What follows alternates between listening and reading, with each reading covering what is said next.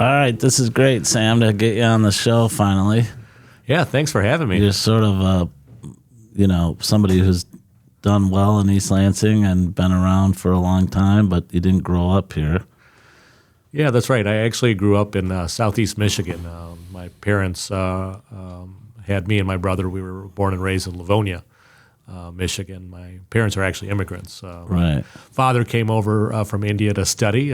He got an engineering degree at North Carolina State in the early 60s and ended up getting hired by Ford Motor Company. And There you that's go. how we ended up in Michigan. That's how you ended up in Livonia. Yeah, absolutely. And your mother, was she in politics?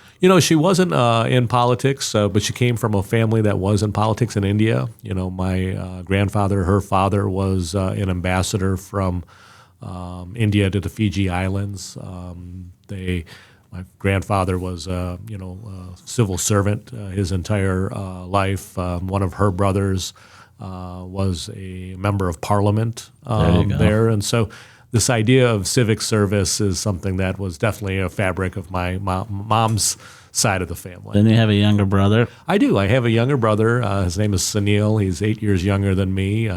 He came up to Michigan State like I did, but he went back to southeast Michigan. So 8 years is a big gap, really. I mean, for a lot of your time period, it's like you're an only child, right? Yeah, absolutely. And I think, when he came along, I was excited to have a brother. But at the same time, because of that age difference, I was off to college, and we didn't really bond until he was a little bit older. Yeah, he wasn't riding your bikes or wearing your shoes or taking your skateboard or whatever. He your stuff was your stuff pretty much. That's right. And I think it was good to have a sibling, but like I said, it was until he got up to Michigan State while I was here Still now, here, right? Graduated and so forth, that we sort of bonded a lot more. We actually spent he lived with me for a little while after he graduated, and So for obvious reasons, mainly the gap in age, that you're not really experiencing the same things, didn't have the same friends, went to the same schools, I assume. Yeah, we did the same schools in Livonia, and then obviously the same thing with Michigan Public State. school. Yeah, we went to public schools. Livonia Public Schools was actually a great opportunity for me. I was actually in a theater program, if you can imagine that. There you go. In high school, we did about 3 hours a day dealing with whether it was theater, voice, dance, history of theater. That's great. And then the rest of it was, my academics. Would have been great if you would have gone to law school and been a trial lawyer, right? Yeah, at one point I was on a track to be a lawyer while I was at Michigan State. I first came to MSU, didn't really know what I wanted to do, and so I thought perhaps I'd end up becoming a lawyer. And so when I was talking to people, they said, well, you can do the pre-law route, or, in the end, they want lawyers who are good writers and good researchers. Right. And I said, well, I love history. And in your history classes, you always were writing and always having to do research. So I ended up getting a history degree. But because of a lot of things, which is good for pre-law. I mean, it's good for law school. Yeah, that's what I was told, and so I was ready for that. But I think life sort of happened in a variety of ways, and I never went to get a further degree. Not really too late to go back to school. That's what my mom keeps telling me. So tell me, what year did you graduate from high school? I graduated in 1989. So you don't take a gap year, I take it. I did not.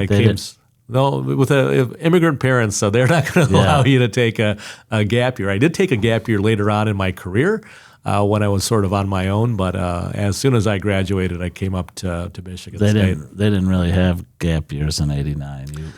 Most of your friends probably were going to college someplace, right? That's right. We had a a number of friends who went to University of Michigan, Michigan State, and then some of them went to Eastern and to Western, especially those who were in the theater program. The Western has a really good theater program, so a lot of them ended up over there. And I always judge eras by, so that would have been George Prillis, right? Yeah, that's right. And it would have been a couple years after the Rose Bowl. Yeah, I missed the Rose Bowl years, and so we were sort of a little bit on the decline when we take a look at football. So I remember my first few years weren't necessarily the best. You still had 5 years of George Prillis, right? Because he left in '95, I think. Yeah, that's the year I graduated in '94. Right. So yeah. He was the coach the entire time. '90 was an interesting. I think 1990 was Tico Duckett and Highland Hickson, and they ran all over Michigan. at Michigan. Yeah, I think, that's right. I think that was the Desmond Howard game, right? Yeah, it was, and I remember that because I went to Ann Arbor because, like I said, a lot of my friends from high school Went went to there, you. and so we went and watched the game, and I remember being really was happy an while they were pretty amazing- sad. it was yeah. amazing and nobody game. expected us to win that game Right, too. right. So And I think they were number one, and we were probably had a losing record. sure, And so, yeah, so, you're here for, I won't say an extended period of time, but you took your time in college. yeah, I took 5 years because my last year I ended up having a great opportunity. I got hired to work for a foundation called the Points of Light Foundation. Okay. That's based out of Washington, D.C. It was formed by Was that part of the George Bush kind of 1,000 points of light? Absolutely, it was. And so, as he was leaving the presidency in the late '80s, a group of his friends and colleagues wanted to sort of commemorate that, and they created this foundation that was about giving back through volunteerism and service. And so, they hired a bunch of young people to promote volunteerism in their state.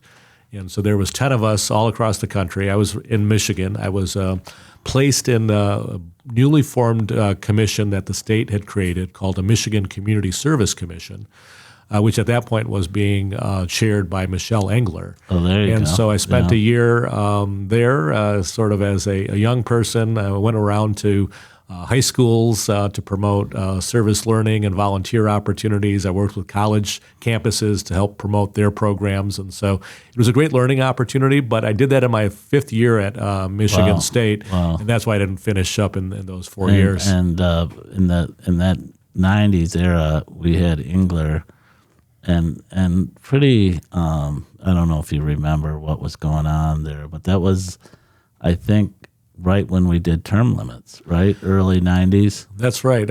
I want to say it was like the 94 election, or maybe it was the 92 election where Yeah. term limits, and then I think it was 1996 or so, or 98 when the full term limits came into Right. effect. And maybe this is, maybe you weren't privy, but I think Engler won in November of 90, that election. And about that same time, there was a check writing scandal out of the federal government where essentially the Congress had an ability to like write checks without any money in these accounts. And they, and you'd see guys like Bob Carr and a lot of Michigan where they would write these checks and they were counting the number of bounced checks. And that was really one of the impetuses for term limits. Like, people were so offended by, the ability to just write checks without having the money in the account. Yeah, I don't really remember much about that because I was a student at Michigan Yeah. State, and so I wasn't paying as much attention. I remember voting against term limits because I always felt like, hey, an election is term limits within it Right. itself. But I do now talk to a lot of legislators that I've served with who voted for term limits, and they look back on them Right. and they said, wow, had I known what I know now, I wouldn't have voted for it because it takes so long for a legislator to get and understand the job and get Right. comfortable with it and build the relationships have and a so forth. horizon, a viewpoint that has a long-term horizon, and understand that maybe every little thing isn't a cardiac arrest, right? Yeah, absolutely. And so so it's interesting. We did change our term limits just a few years ago Right. to expand that to allow people to serve 12 years in either chamber Right. and in any way they want to serve. But when I started in the legislative side of politics, I only had 6 years that I could serve in the House because that was the old term limit law.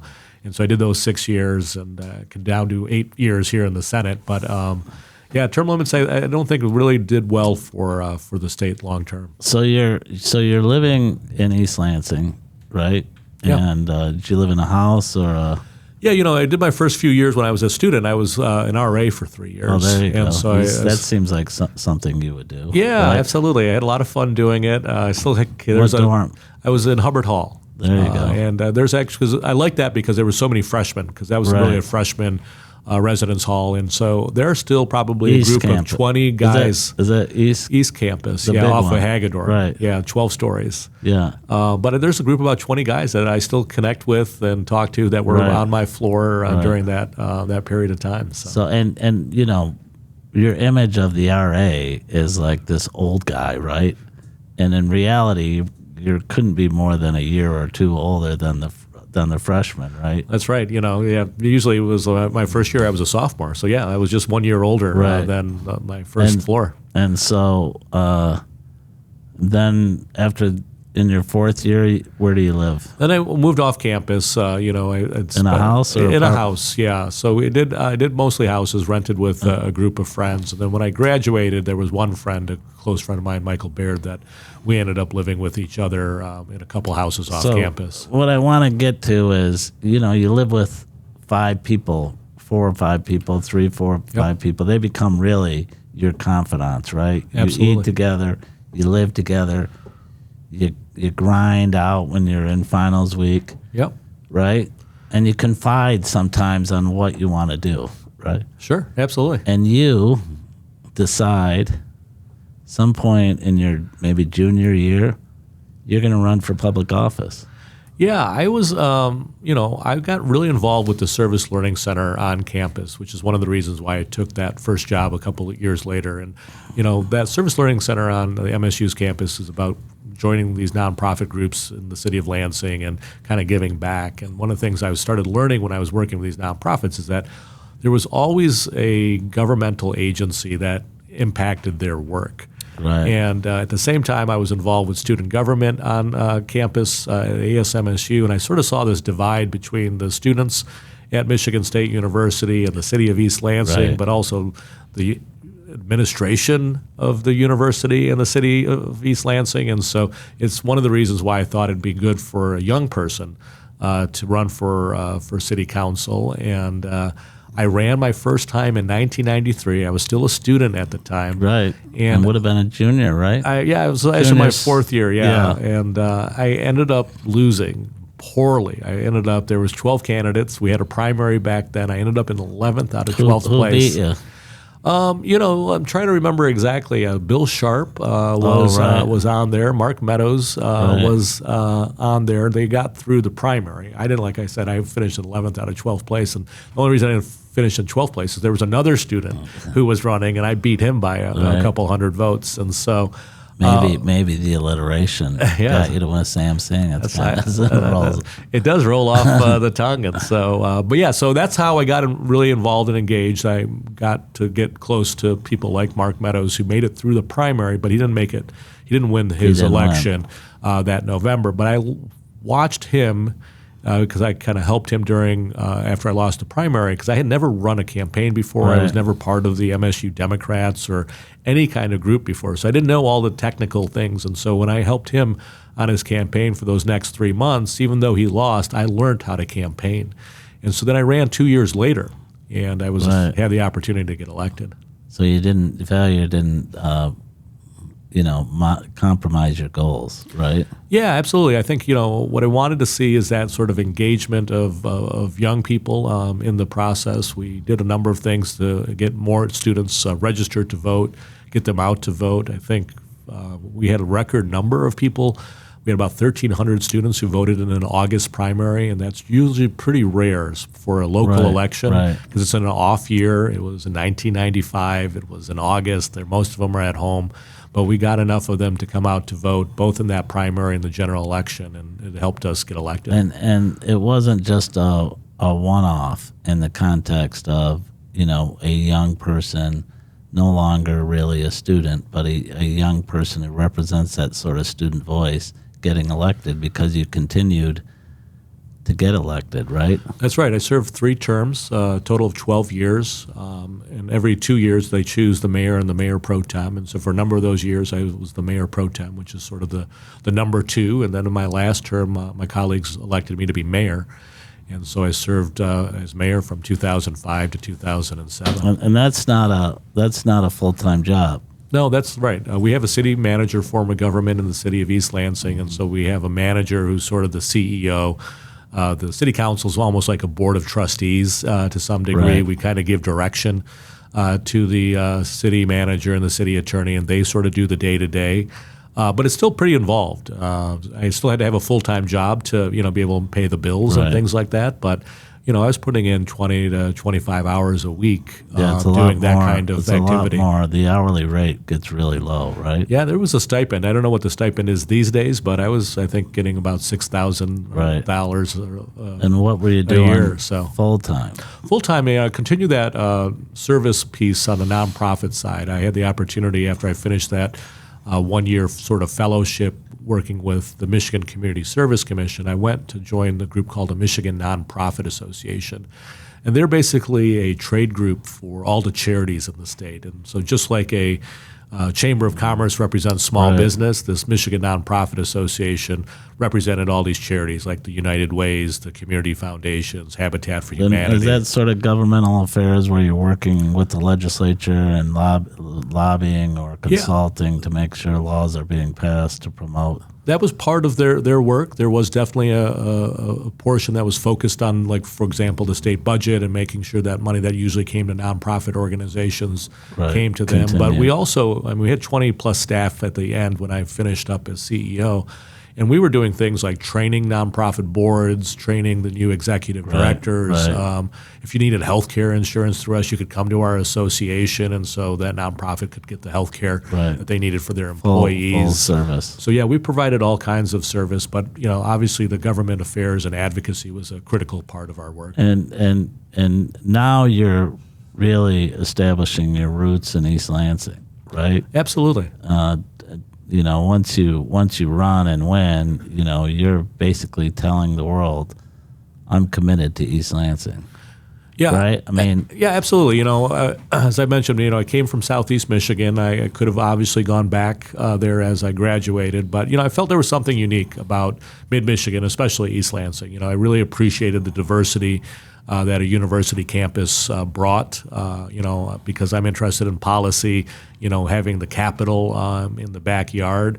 I'm a huge sports fan, and so having the Right. Michigan State sports, even in the bad years, I'm still out Right. there cheering them on, and then you're still a couple hours away from everything else, right? Yeah, I for could sure. get to a major airport to go see something. I got friends in Chicago. I could hop the car and get there in 3.5 hours. So I've just found that to be a great place for me to be, especially as a young and are professional. your parents saying to you, what are you doing? Like, what is did we send you to college to work for some immigrant parents can be a little bit more, they want the soft skills don't sell to them very well. Yeah. Tell me what your parents were saying at the time. Well, there's a stereotypical, Indian parent, in sort of my kind of family circles.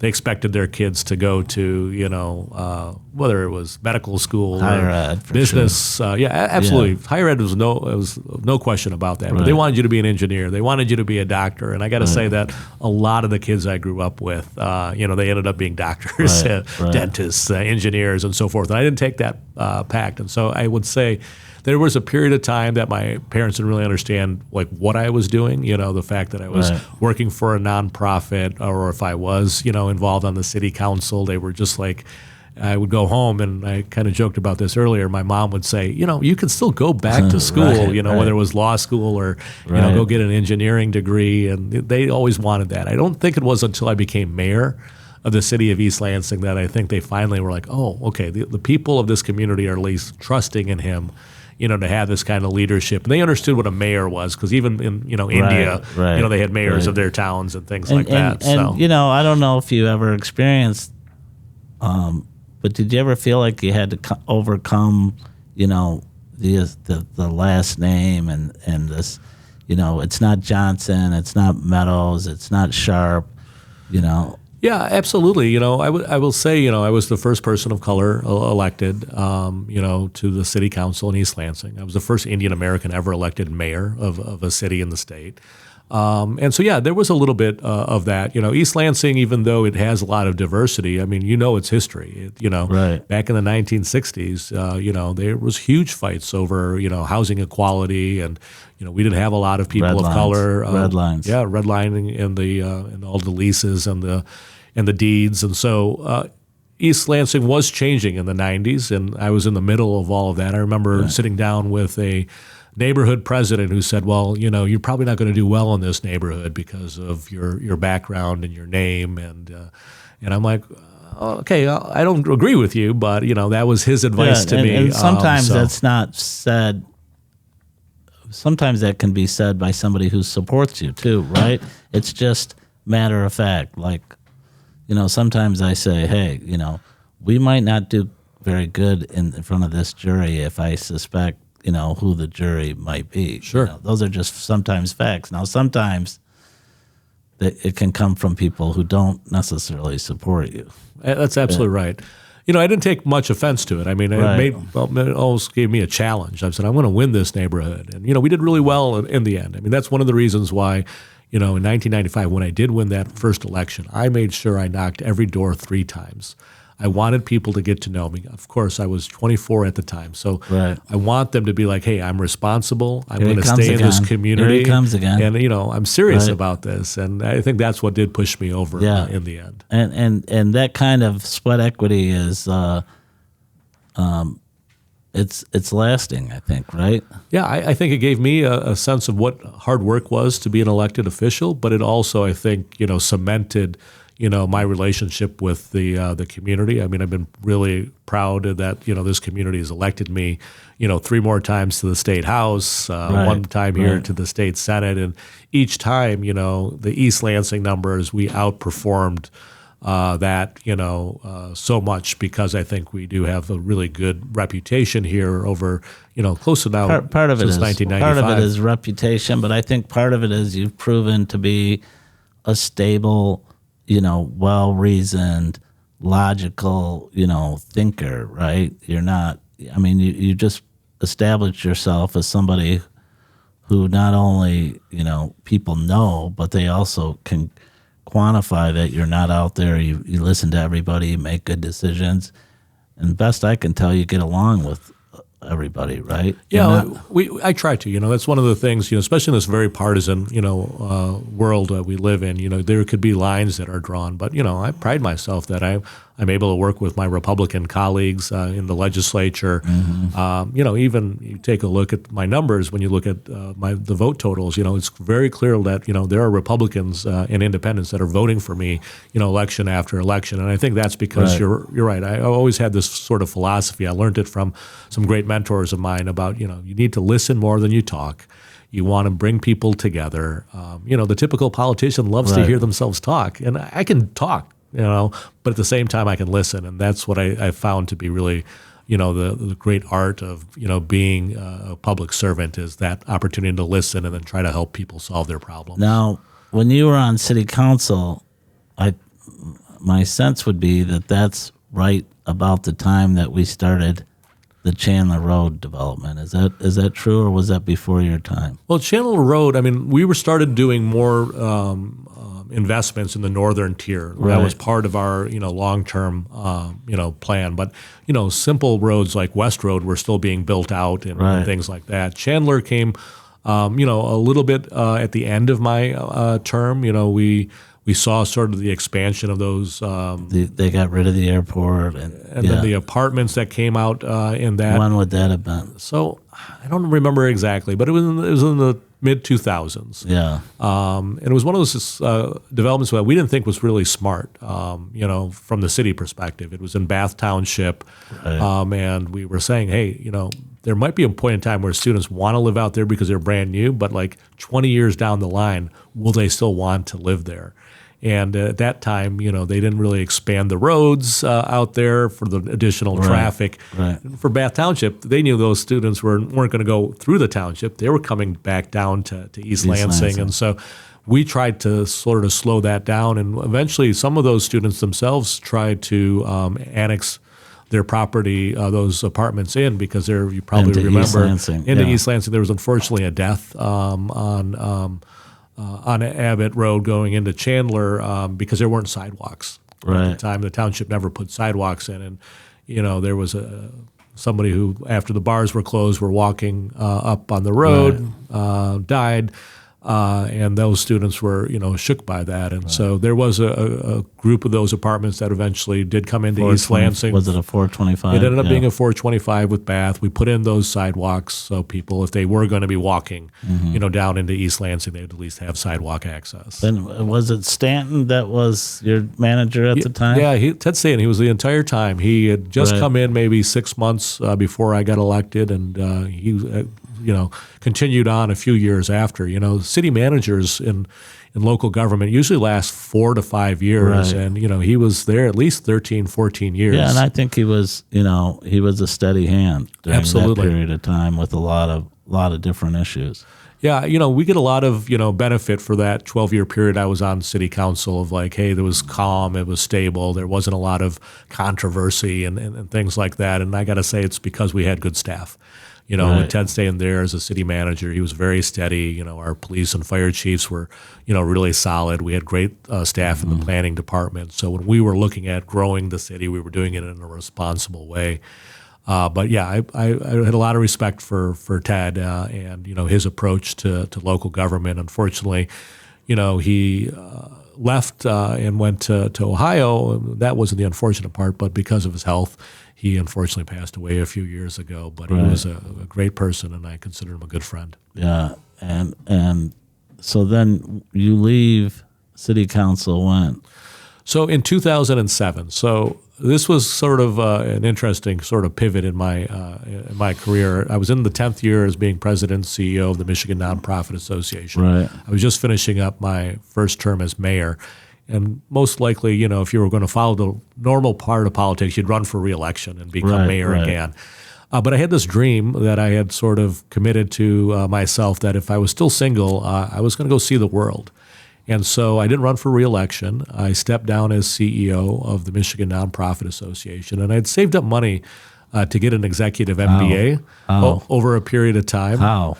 And I mean, I can't believe you're making a lot of money, but I guess if you're single during that period of time. I was single. I had a house, and I had roommates at the house, and so they were helping pay off, the mortgage. And, and again, I was running a 20-person, nonprofit organization. So I was making a decent enough salary. But I'd saved up some money for an executive MBA. And instead of getting that MBA, I put on a backpack. And I went from at the end of December of 2007, and I came back in May of 2009, having the opportunity to go to about 40 different countries, all 7 continents. Wow. And by yourself? By myself. For the first few months, I had a friend who was doing the similar type of thing with me, but he had got engaged. What's that mean when you say with a backpack? I mean, with physical backpack. I assume you leave Detroit and somehow get to New York or Boston. No, so I went straight from Detroit. We started off. We had a kickoff party in the Bahamas. Okay. There's a festival that happens every New Year's called Junkanoo. And I said, well, let's start off with a festival. And so we went to that festival. And then from there, me and that one friend, Patrick, we went and started our journey in Central America. And so we went to about 4 or 5 different countries in Central America.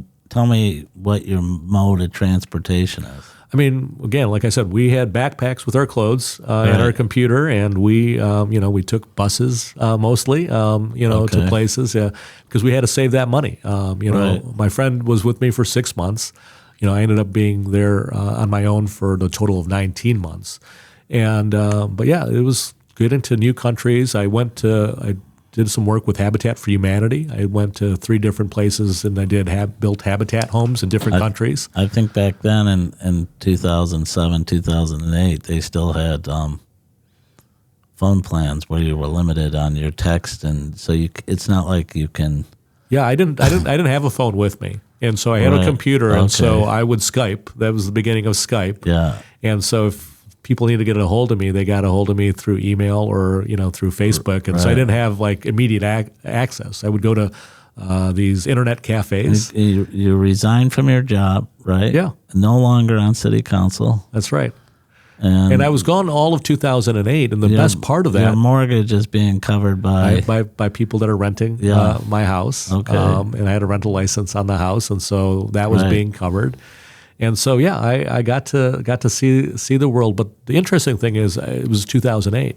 So there was the presidential election Right. between McCain and Obama, Right. and then you saw the economic downturn Oh, of right, the right, summer right. of 2008. And I was in Europe, and there was a point where like one of the newspaper articles is like the euro is at the highest point against the U.S. dollar. So I'm like, I got to get out of here because I'm spending Right. too much money. Right. So I went to Asia, and then right a couple of weeks later is when Bear Stearns happened and all that other stuff, and I began to see like the impact, the economic impact of what happened in the U.S. impact these Asian countries as I was traveling through it. So it was an amazing learning experience. So, is that comparable to an MBA?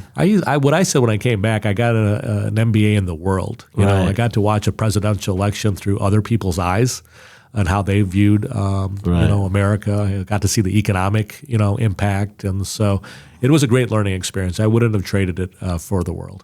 And you come back. Yeah, I came back when money was beginning to Really, run out. really didn't have to come back to East Lansing. Yeah, I could have gone anywhere at that Right. point in time. Your mortgage is being paid, and you have a rental license, and I don't know, you maybe had a car payment, maybe you sold the car. Yeah, I didn't have a car at that time either. Yeah, So yeah. So you're close to probably debt free, right? at that point, yeah, absolutely. And so as I was running out of that money, I came back and I had, built some, obviously relationships when I was at the association. And one of those was with a guy by the name of Jeff Padden. Jeff had a research and evaluation firm called Public Policy Associates. They don't lobby, but they do research for the federal Right. government, for foundations, and so forth. And he said, well, you can consult with us. You have to sort of bring in your own clients. But there's be a desk here for you, and we'll put you in our Eat what you- proposals eat and what so you forth. kill. And so we came back. I started working for him. I then built a relationship with a group of foundations in Detroit, and I worked with them. It's called the New Economy Initiative, and so I did that for 2.5 years, and then the state house seat opened up because Mark Meadows had term limits, and so then Right. I ran for that. And you won. I did. It was a tough race, because that primary I was running against Susan Schmidt, who was Mark Meadows' chief of staff. Right. He'd endorsed her and was supporting her, and I'd been out of the country for 19 months. And, Out of sight, out of mind, right? And so, but yeah, we again did the same thing we did back in 1995 when we ran for the city council. We worked really hard. We knocked all those doors. I made sure that people got to see me multiple times, and that seat had parts of Okemos, Hazlitt, East Lansing, Right. but it was that East Lansing vote that pulled me through that. And tell that primary. me what year this was. This was 2012. Okay. And that seat was sort of gerrymandered in a very democratic Yeah. seat. So once I won the primary, That was that it. general election was a pretty easy. And that walk. would have been Obama's second term, right? That's right. I was on the ballot with President Obama in 2012. Right. And then and you that's a 2-year term. It's a 2-year term, so I did 3 of those 'cause as the term limits laws was at that time, and so I was really honored that my colleagues kept promoting me within the caucus. In 2012, your governor would have been Schneider. Yeah, Snyder was the governor the entire time I was in the state house. So I was in the minority Okay. during that time. My last term, I was elected the Democratic leader for the House caucus for the minority chamber, and so there was times where we our votes were needed for things, and so that allowed me the opportunity to negotiate with Governor Snyder and the Republican legislature. Right. Tell me what you find that was significant about your career as a state rep for East Lansing.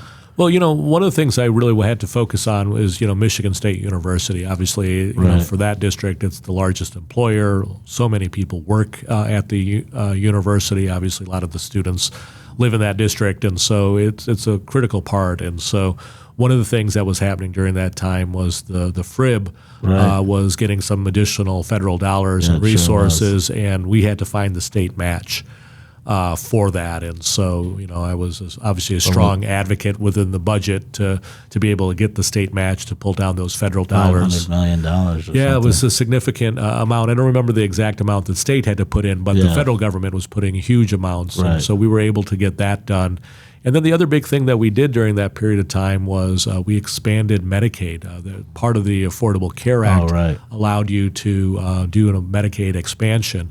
And, this was something the governor wanted. Some of the Republican legislators weren't excited about this, but us Democrats were. And so in the House, myself and Andy Shore worked a lot on that. And then obviously in the Senate was now Governor Gretchen Whitmer, who was sort of the lead. She was a minority. She was the minority leader in the Senate at that time. Yeah. And so she was, very critical in getting that done as well. And so that in the end, resulted in, we only thought it was going to be 350 to 400,000 people accessing health care.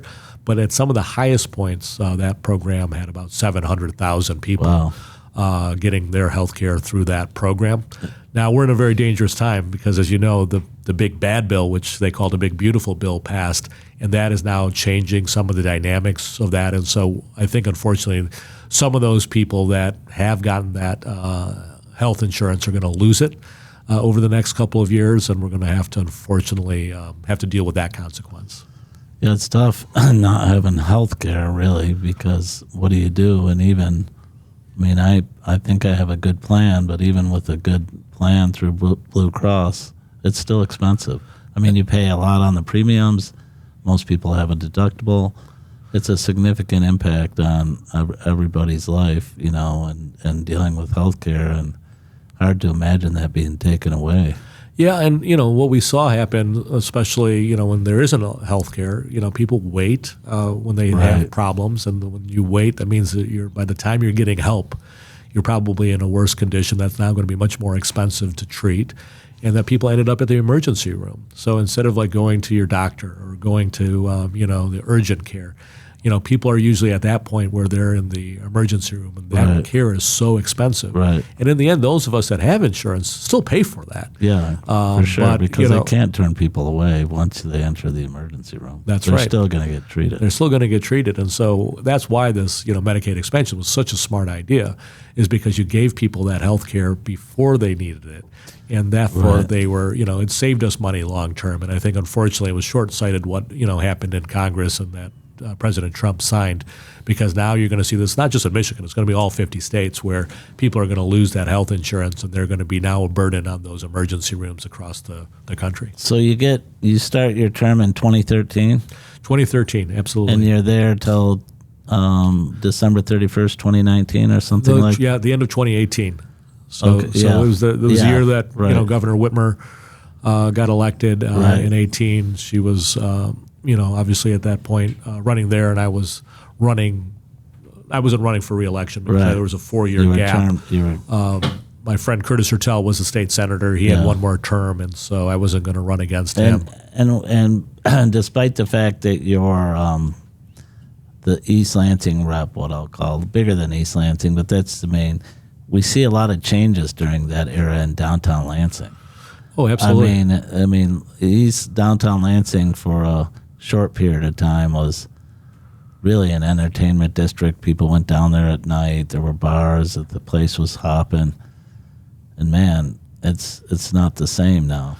Yeah, I think a number of things happened, during that time. But you're absolutely right. I remember one of the first things I did as mayor. I did this in partnership with Verge Bonero because it was his first year as mayor. We created, called the Entertainment Express. It was like the cattle line between downtown East Lansing and downtown Lansing for the weekends. So if people wanted to go and start their night in Lansing, they could still end up at a restaurant or a bar in East Lansing, and vice versa.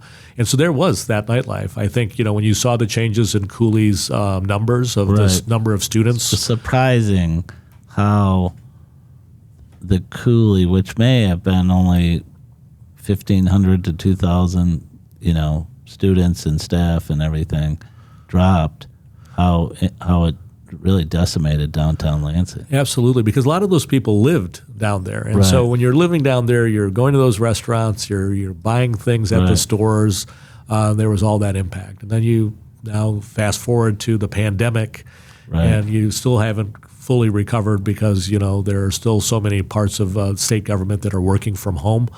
I think it's, unfortunate. And so, you've seen a complete change in, the makeup of the businesses downtown. And, if you're trying to get something late night, past 11 p.m., there's only one restaurant that's open, for food. And so it's really changed over a period of time. And do you think there's a plan in place to change that, or is it just, hey, we'll let the free market decide? I'm hopeful that we're going to see more and more state employees coming back to work over the next few years. Not maybe every day, but let's say 3 days a week and so forth. I think that'll have an impact. You are seeing some now new construction for new apartments, and where you'll see potentially more living opportunities. And so, if those sort of come together, I think you'll see more density downtown in Lansing, and that's always a beneficial thing, because those are what restaurants and other things need, is that type of density. Rooftops. Well, rooftops is going to be helpful because we don't have that. I mean, East Lansing has now one rooftop. I guess you got LS, so that's probably two. I'm saying rooftops meaning residents. Oh, sure. Yeah. I thought we were more talking about restaurants and so forth. But downtown people living there and want to, walk out their door and, whether it's go to, one of the bars or restaurants or absolutely anything, lunch or.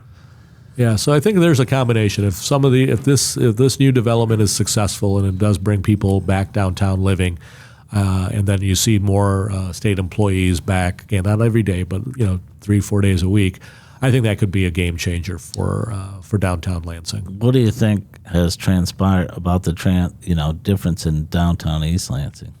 I've been obviously been out of office from local office for a long period of time, but it is amazing the height that East Lansing has gone to. When I was on the council, the Marriott was probably as high as you would go, and so they obviously had a change in sort of vision and so forth. And I think the downtown looks remarkable. It still needs more stable restaurants, I think, to be the downtown it wants to be. But the addition of the Graduate Hotel, that was one of the things that I always felt when I was mayor that I wanted to see was another hotel. Right. And they eventually got that. I do think there is still space to do one more hotel in downtown East Lansing. Now I do think I saw some. Where would you put it? At the Evergreen spot? Or the I think flat lot, I think that Evergreen spot is again, you could do a boutique, small type of apartment there.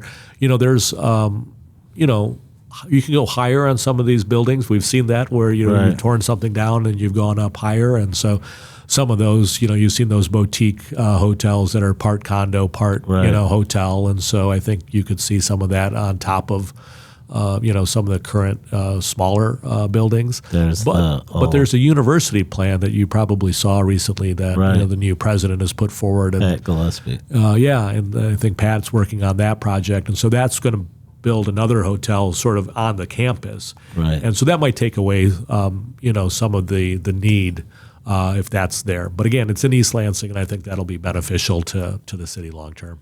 And then 6 years is for a lot of people is enough in the state house, and 2018 you got to look for quote unquote a real job, right? That's right. And again, I went back to something that was familiar, and so that firm that I had mentioned, Public Policy Associates, that I had worked for when I came back from my trip around the world. Was needed, employees to come in. And so I came in, in the first few months, and there was a change in CEO. And so, I talked to the owners at the time, and I said, listen, I'm not going to be here long term.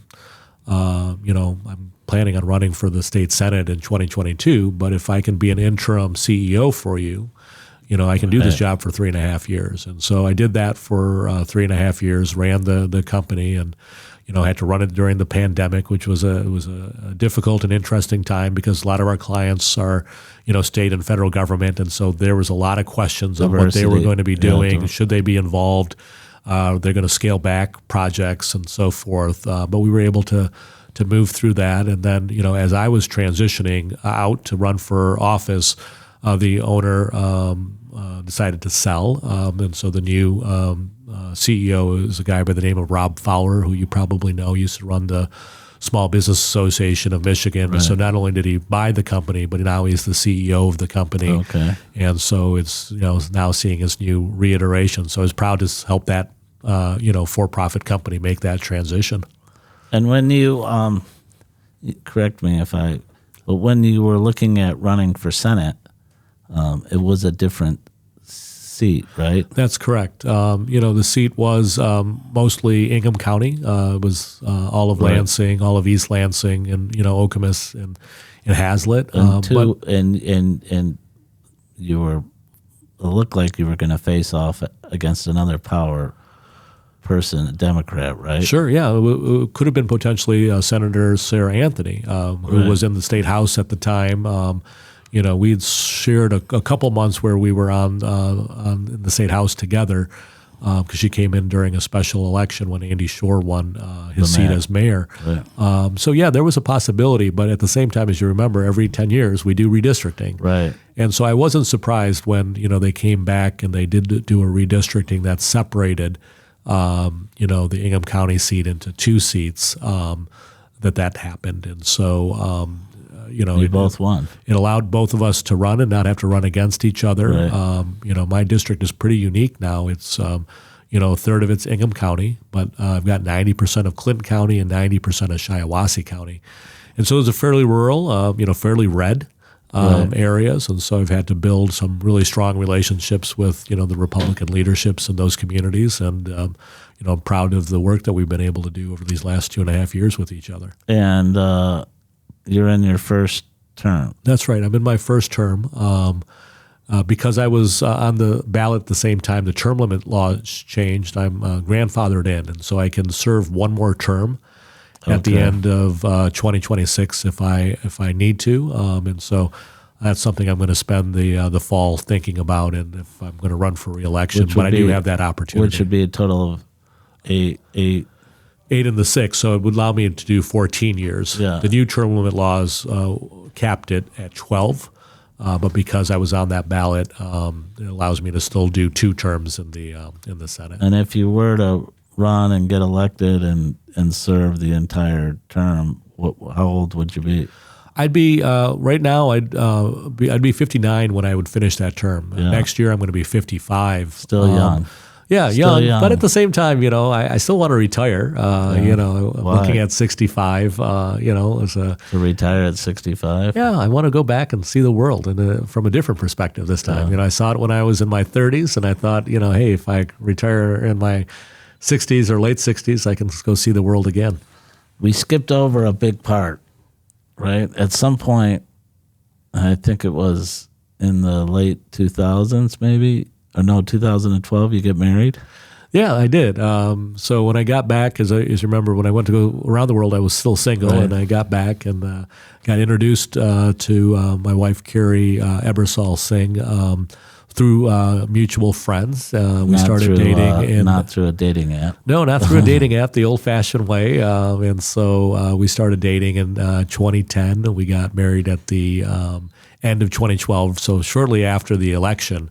Right. We got married, and then we bought a new house in 2013, and then we welcomed our son in 2017. So he's 8 years old. He's 8 years old. He's starting third grade on this upcoming Monday at Green Elementary in East Lansing. Yeah, So that's a big deal. it is, and that's one of the reasons why I've just been really enjoying life. Right. Having an 8-year-old is a lot of fun. I'm sure every age is fun. That's what people tell me. But right now we're having a great time. He's loving soccer, and that's Just his about the sport. time to have another one. Yeah.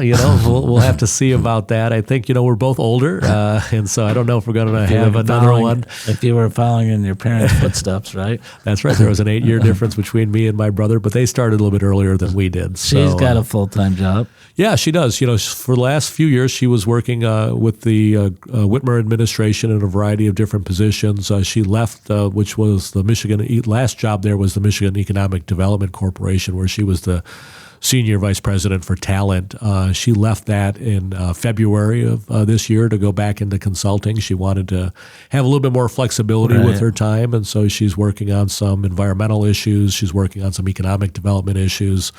And so she's been, I think, enjoying life. Consulting is like being an artist to me. You know, I don't really understand it, but apparently you can do that and get paid. Yeah, absolutely. You know, she's, had such a breadth of experience. You know, she worked on economic development, workforce development activities. She's worked on climate issues. And so she's got 5 or 6 clients that she's working with. Some of them national in perspective, and then some of them here in Michigan. But none of it's governmental affairs. No. Okay. Most of it's sort of like economic development type of stuff. Okay. So she's not lobbying or anything like that. She likes to work with a group, get them to understand their processes. Now, some of those groups might do advocacy themselves, but she's not doing any of the advocacy for them. And she decides to run for public office. Yeah, she did. We kind of joke with each other that it was her midlife crisis.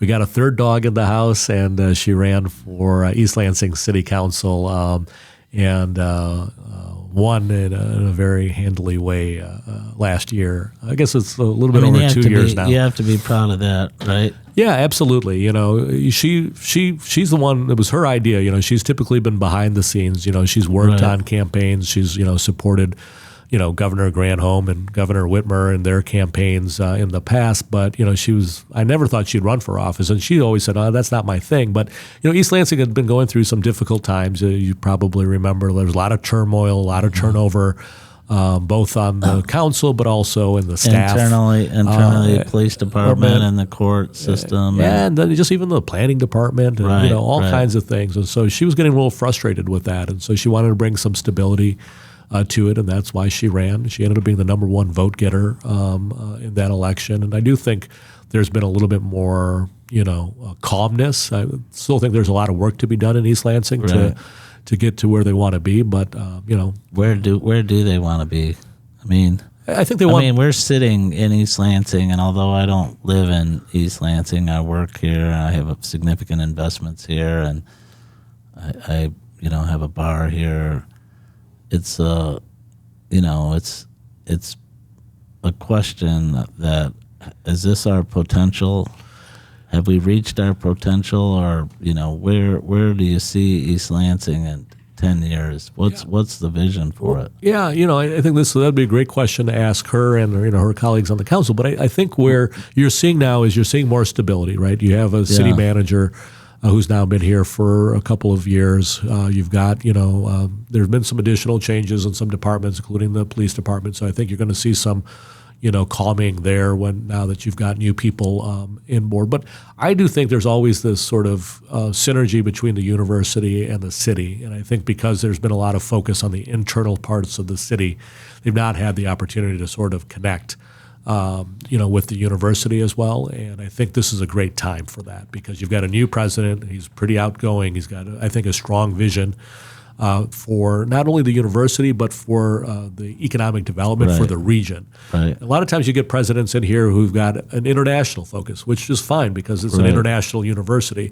But when you have somebody like Kevin, who I think has this kind of perspective of, we also have a responsibility to East Lansing, to the mid-Michigan area, I think there's an opportunity to grow that and then do some more things in a regional way. So, and really, when I ask the question, I'm not asking as a city. You're still a resident. Sure. You still represent them at the state capitol. You still have a long institutional history about where do you think East Lansing needs to be. And I understand that this isn't you. Sure. Parroting something to your wife or what she's, it's just no different than maybe me in that regard, or maybe you have a little more credibility. But East Lansing is special. Yeah, right? Absolutely. And in part, if you grew up here and you went to Michigan State, to me, yes, DeWitt and Williamston and Grand Ledge and Holt and all these outer communities are great. But East Lansing, to me, represents, something about our youth, right? Sure, and that's why I think this tying themselves again a little bit more strongly with the university and the growth of where the university wants to go.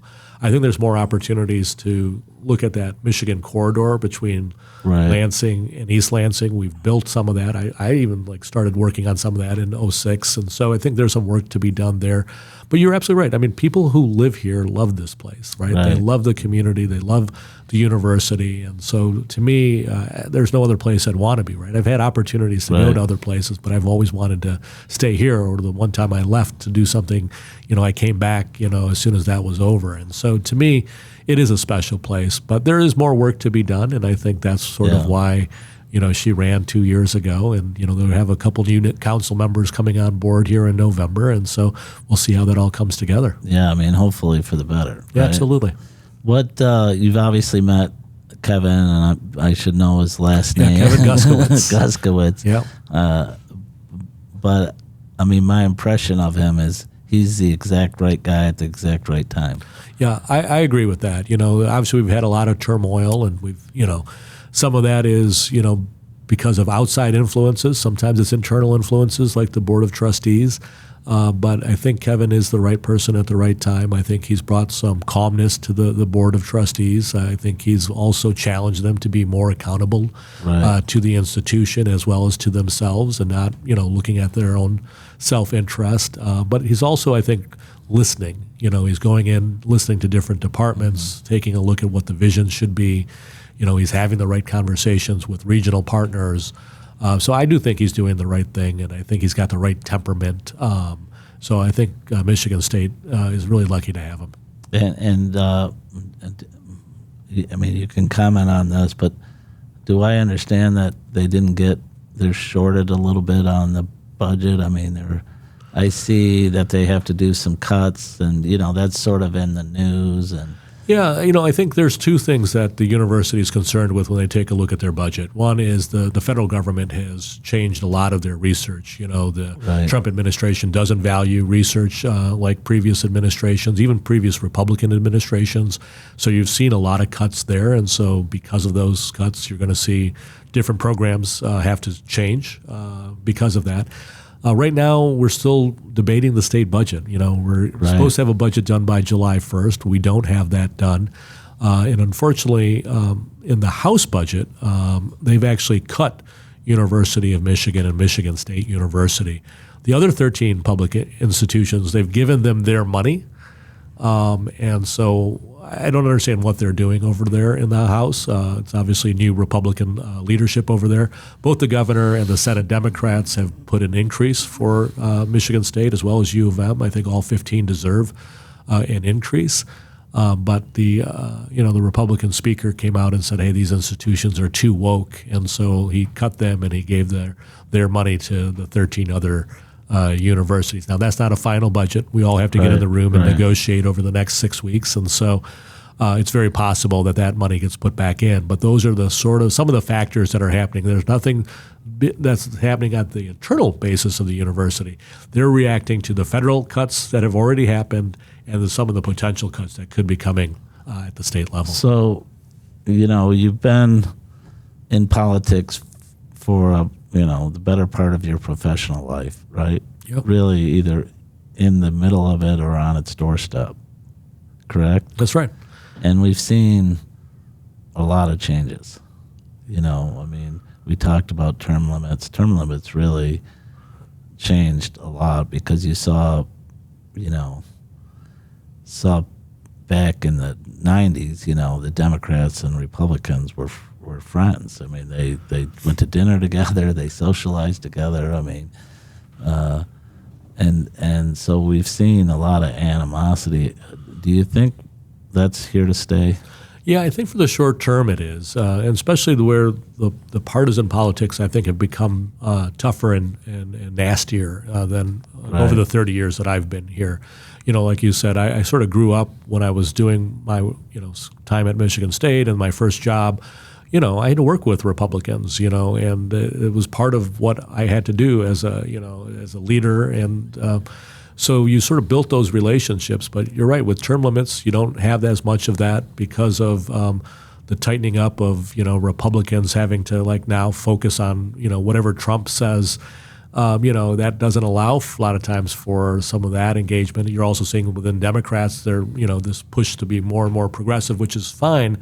But at the same time, I think the common voter wants just government to work for them. And at times you have to figure out how to cross the aisle, especially because in a purple state like Michigan, it's not all going to be one party.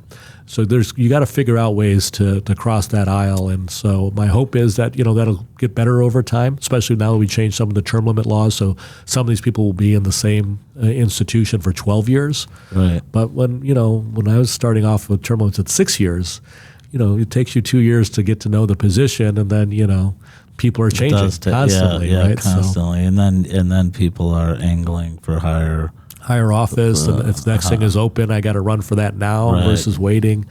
One of my mentors is Lynn Johndal, who was a legislator for 20 some years from this area, and he called term limits the mandatory inexperience law. You mandate inexperience. Some of it was bad. Some of it was good. I mean, we saw a lot more women get into office, and I think at the same time or about the same time, they raised the salary of legislatures, and I think generally we saw maybe a higher quality of individual.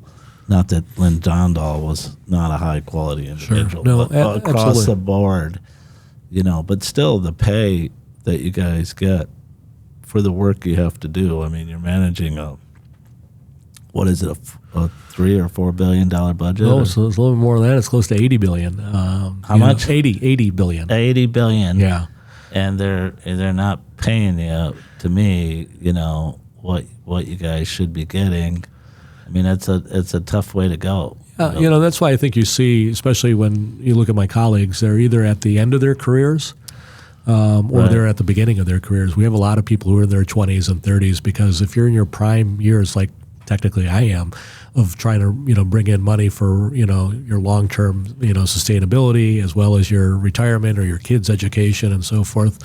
In many instances, people could be making more money in the private sector, and so it is definitely something you do because you care about the public service aspect of that. But it does deter some people from participating because they are looking out for their long-term retirement or their kids' higher education costs and so forth. And so sometimes you don't get the same type of people because of some of those parameters. Right. And it is a full-time job. It is, absolutely. And even though when you're not in session, you're still working. Yeah, we have meetings all the time. Like, there's legislation that you're working on that sometimes takes years to get done. And so you're constantly having meetings. And then you've got, I've got 3 counties. And, I've got different meetings in all those counties that people want you to come in. They want you to come see what they're doing at the hospital in Owasso. They want you to come up to St. John's to take a look at what the new fire station needs and so forth. So it is a full-time commitment, even if you're not in session that week. And those that have some that have gone before you have also gone from your current position to higher office. That's right. If you take a look at sort of this mid-Michigan area, you've got obviously Governor Whitmer, Debbie Stabenow came from, this area. And so, we've had some, really stalwart people, Diane represent Byram. us. Diane Byram was, a long-term, person who's, served this region, just finished up her time on Michigan State's Board of Trustees. So, When she was she represented the 8th district, or did she not? Well, she attempted to run for that congressional seat. If you remember, she lost by only a couple hundred votes to Mike Rogers that year in 2000. It was one of those really close years. Debbie Stabenow won by a couple hundred votes at the U.S. Senate level, and we lost that seat, unfortunately, by a couple hundred. Yeah, and we have Slotkin as our state senator. Not that she was ever in East Lansing, although she represented us, in Congress. Absolutely. And what do you think about the Senate runs coming up? Yeah, we've got a number of good candidates running for the U.S. Senate. One of my colleagues is the one person I'm supporting, Mallory McMorrow. She's a state senator who I think would be good, bring something new, bring some young vibrancy to the position. But there's other great, people running for that. that seat on the Democratic side. And so, but it is an important seat. Debbie Stabenow and Gary Peters have represented the state well. They've done it in a great way. They brought resources back to our state, and we need people that are focused on that. Yeah, and then we had Tom Barrett beat out your friend and my friend. Yeah, right. Yeah, Tom, won that election here. It'll be interesting to watch, the re-election. Oftentimes, especially in these Trump waves, you see Trump win, and then people sort of run with him, and they get it. And then, just like you saw in 2018, there was a backlash, right. and that put in a number of people at the state level. Dana Nessel got elected, Jocelyn right. Benson, Gretchen Whitmer. So it'll be interesting to see. Do you have a candidate for is it the 9th seat now or not? Because I think there'll be a primary there. Yeah, there's a primary in a bunch of these congressional seats. I've not made any, final decisions. I'm getting to know all the candidates. Right. In this seat, there's also a seat in Macomb that's going to be really critical. And then, one of my colleagues in Kalamazoo is running for that sort of southwestern seat as well. So I think there'll be 3 more competitive Republican seats that'll be up for election this year. And what do you think about governor? Yeah, I think that's the same thing. We've got a number of good candidates running for governor. I'm watching all of that. It'll be interesting also. You have an independent running for governor with right. the mayor of Detroit, and so that'll have some implications. Don't know what those implications will be at this point in time, but I do have a sense when you take a look at the special elections that have been happening across the country since President Trump has gotten in, is there's definitely a backlash to the president. Democrats are now, in the last election that happened on a congressional level, they outperformed by 16 points. So I do think it's going to be a very Democratic year going into 2026. So I think that's going to be good for the state Senate for us to keep majority. But I won't be surprised if 2 or 3 of those congressional seats flip to Democratic control because of sort of this backlash to Trump. Do you have any take on just the state of Michigan? I mean, is it just that we're a little bipolar? I mean, we see Gretchen and Jocelyn and Dana win. And of course, we Snyder before that. And, I know. But, I mean, we're pretty, at the state level, we were pretty strongly Democratic. And then, Trump sort of wins. And, I mean, is there any kind of, anything you can describe that as what, reading the tea leaves to say, well, it's clear that the people have wanted change. You watch that. When Obama won, right. It was about change, right? When Trump won, it was about he was going to be different, so different type of change. Right. Biden, same thing. Well, we didn't want Trump, so they went to Biden. Well, they didn't right. want. So there's a sort of back and forth that I think the Michigan people want, which is something different. Right. And then I think when they get it, sometimes they don't like what they got, right? And so right. that's why I think you'll see a backlash here, and they'll be very supportive of Democrats. I do think the thing that needs to happen, and we need to continue to do that, which I think we did very strongly in the state Senate, is really focus on kind of the bread and butter issues. I know that that a lot of people want to talk about all the social issues, and I think those are important. But I do think for the general public, they want to know about their own financial situation. Can their kids go to college? Are they going to have good public schools? Right. Sort of the key right. functions of government. And, when I take a look at my friend Kristen McDonald-Rivet, who won a seat to Congress, the Dan Kildee seat, which is a pretty conservative seat. Right. She won that pretty handily, and that's because she focused on those types of issues. And so I think we can still be ourselves as Democrats, but I also think we have to talk more about those economic issues, because that's what I think people are feeling the stress about, is their day-to-day lives, their jobs, their kids. Are their kids going to be, in a successful situation? Are there going to be jobs here for them? And that we need to do all of that together. Is there any commonality between the Republicans and the Democrats on those kitchen table issues, economics? And, obviously everybody wants their kid to be able to go to a good public school, or at least have a good public school in their neighborhood, and strong universities, and safe streets, and strong police and fire. I mean, I shouldn't say everybody about police, but a majority of us do. Is there any commonality that we can find, or is it always going to be, you're wrong and I'm right? No, I hope that there is. I think if you talk to the general Republican voter and the general Democratic voter, I think the answer is yes. There's more commonality than there isn't. But I do think in the political sphere, it's gotten so polarized that, right now public education for a lot of my Republican colleagues is more about charters and it's more about voucher systems than about like, hey, let's make sure this is the strongest amount of resources going to our public schools. That's changed in the last 20 years. Same thing with universities. 20 years ago, funding universities seemed to be a core principle. I've got Republican colleagues who want to zero out university funding. And so forth. And so there is a change within the Republican Party, in my opinion, especially as it pertains to some of the core principles that they used to have. So this idea of more private, voucher-based, I'm seeing more of that. I'm seeing less of an investment on the higher education.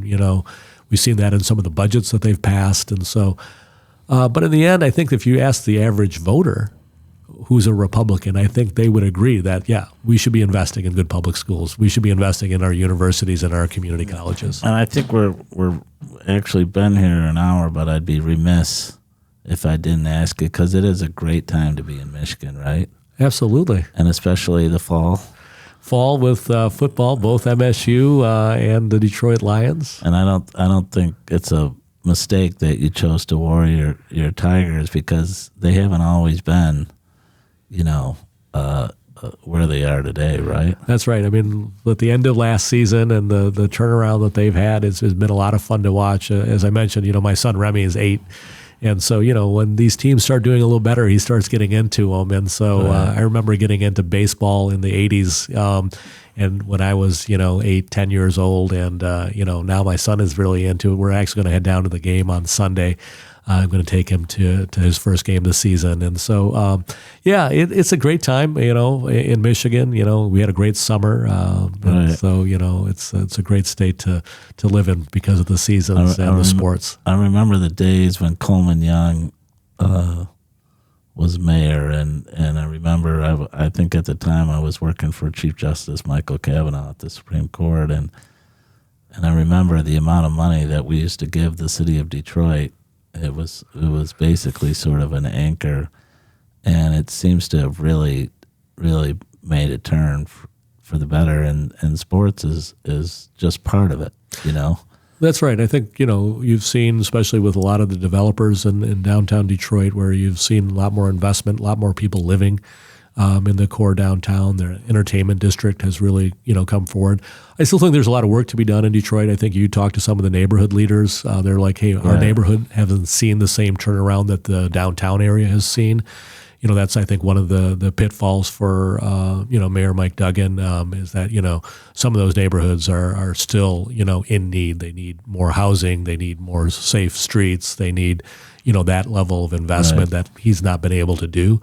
But if you look at that core entertainment district, you take a look at, the university with Wayne State and with Henry Ford Health System, I think there's a lot of good things happening in the city. And I know you're not here to endorse a governor candidate, but could an independent actually successfully manage this state in the legislature as a governor? I mean, there's an attraction to an independent, right? And obviously I think generally people would say he's been successful down in Detroit, but once you become governor, is that going to be like, well, we don't like the Democrats, but we're not supporting Yeah, listen, like, I think... How do you get your agenda through, I think it's always a challenge, right? It doesn't matter whether you're a Democratic governor or a Republican governor. I think you bring in Governor Snyder and Governor Whitmer, they'll all tell you about the challenges. And sometimes there are challenges where they had their own party in power, that they struggled with sometimes to get policy down. And, and then in areas where you have split government, there's always a challenge. So I think that's a natural piece. I think the question is going to be, can an independent candidate, actually win the election? I think if you take a look at the polling and things like that, right now it doesn't show that. Now, there's a whole other year and a half, before, right. The election time. And so a lot of things can happen during that period of time. But, even though people say they want, an independent, typically if people usually go back to vote, Republican, Democrat where they are. And so we'll have to see, what happens over the next year and a few months. Well, this has been our full hour. And I know you got a lot of work to do because you got to get that budget done, right? That's right. We've got a few more I mean, weeks. it's mandated by the Constitution. Yeah, and by law, we should have got it done on July 1st. The Senate passed all of our budgets in early May to the House. The House has only sent us 5 of the 20-some budgets they should have sent us, and we're sort of waiting, and the time is ticking. The one thing about living in this town is, I say we're a small town. Everything is personal. And I can tell you, living here my whole life, I've never heard anybody say a bad word about you. And that's really, not that I'm sitting around talking about Sam Singh very much, but, our paths have crossed from time to absolutely. time. So that's difficult to do. And you should be proud of that. Well, thank you. Thank you very much. Appreciate your commitment to East Lansing and our community. Well, thank you. Thank you for having me on the show. Thank you. Yep, Good to see absolutely. you.